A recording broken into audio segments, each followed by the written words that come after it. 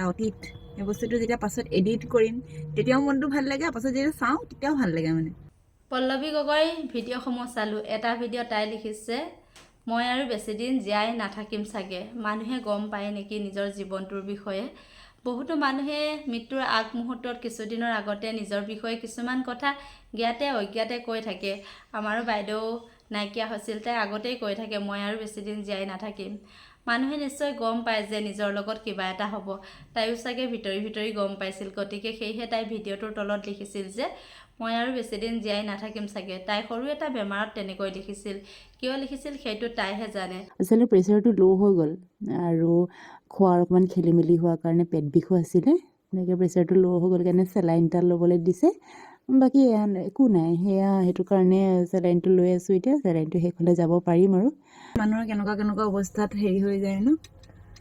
আৰু হেৰি হ'ল বহুতে ভাবিব বেমাৰী গাটো ভিডিঅ' বনাইছে আচলতে কি জানে ব্লগিং কৰি থাকিলে এইবিলাকতো এতিয়া মই কৰি গৈ আছোঁ পাষ্ট হৈ গৈ থাকিব ন এটা অতীত এই বস্তুটো যেতিয়া পাছত এডিট কৰিম তেতিয়াও মনটো ভাল লাগে পাছত যেতিয়া চাওঁ তেতিয়াও ভাল লাগে মানে সেইকাৰণে ভাবিলোঁ বনাই দিওঁ আৰু কিনো আৰু হয়ে আৰু সাধাৰণ চেলাইনটোহে লৈছোঁ সেইটো দেখাবলৈনো কি আৰু ন সেইটোৱে বেছি বৰ বিশেষ একো হোৱা নাছিলে সেইটো কাৰণে আপোনালোকক দেখাই দিলোঁ আৰু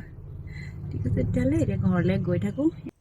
পল্লৱী গগৈয়ে কেতিয়াও আত্মহত্যাৰ দৰে চৰম সিদ্ধান্ত বাছি ল'ব নালাগিছিলে বহুত উপায় আছিল জীয়াই থাকিবৰ কাৰণে তাই এগৰাকী ইউটিউবাৰো আছিলে এটা উপাৰ্জনো হ'লহেঁতেন যদিও ঘৰুৱা অশান্তি আছিল বা কিবা মানসিক অশান্তি আছিলে তাৰ সৈতে যুঁজিব পাৰিলেহেঁতেন নিজৰ কণমানি সন্তানটিক ধুনীয়াকৈ ডাঙৰ কৰিব পাৰিলেহেঁতেন কণমানি সন্তানটিৰ বাৰু কি ভুল আছিল এই ধুনীয়া পৃথিৱীখন চাবলৈ তাৰ বহুত সময় বাকী আছিল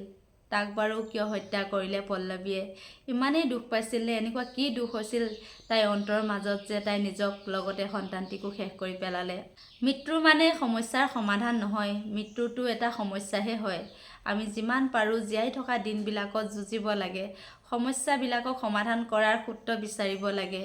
আৰু এদিন নহয় এদিন প্ৰতিটো সমস্যাৰ সমাধান ওলায় কাৰোবাক সেইখিনি সমাধান কৰোঁতে অকণমান বেছি সময় লাগে কাৰোবাক কম সময় লাগে কিন্তু সমস্যাৰ সমাধান আছে গতিকে জীৱনলৈ অহা হাজাৰ সমস্যাৰ সৈতে যুঁজিব লাগে সেই সমস্যাটো কেনেকৈ সমাধান কৰিব পাৰি তাৰ সূত্ৰ বিচাৰিব লাগে কিন্তু জীৱনটোক কেতিয়াও শেষ কৰি দিব নালাগে এই পৃথিৱীত আমাৰ কোনো আপোন নহয় সকলোৱে কিবা নহয় কিবা স্বাৰ্থৰ কাৰণে আমাৰ লগত জড়িত থাকে আমি কেৱল নিজেহে নিজৰ গতিকে নিজক সদায় ভাল পাবলৈ শিকক নিজক ধুনীয়াকৈ ৰাখিবলৈ শিকক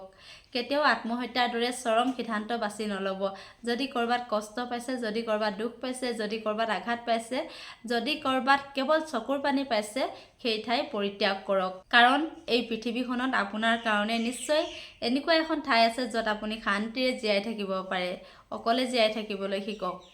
যদি কাৰোবাৰ পৰা বহুত বেছি কষ্ট পাইছে তেনেহ'লে অকলে জীয়াই থাকিবলৈ শিকক তাতেই শান্তি পাব কিন্তু